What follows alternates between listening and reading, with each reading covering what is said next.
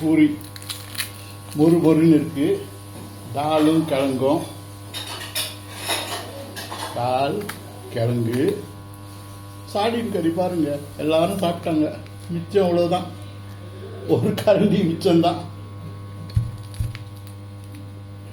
Okay, பரவாயில்லைங்க. சந்தோஷமாக என் தம்பி மகன் சாப்பிட்டான், என் தம்பி சாப்பிட்டாரு, என்னோடய பெஸ்ட் ஃப்ரெண்ட் சாப்பிட்டாங்க, அவங்க ஃப்ரெண்ட் ரொசானா சாப்பிட்டாங்க, அப்புறம் ஜானதன் இருக்கார்ல அவரும் சாப்பிட்டாங்க.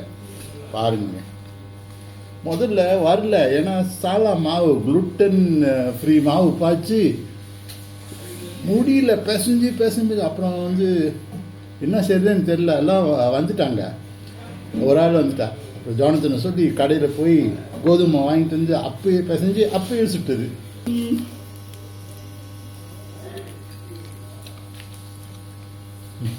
என்னங்க வந்துட்டா ஆன்னு கட்டுங்க.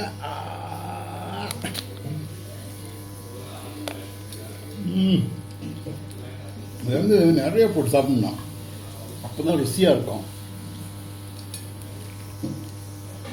ரொம்ப நல்லா இருக்குன்னு சொன்னாங்க. சந்தோஷம்.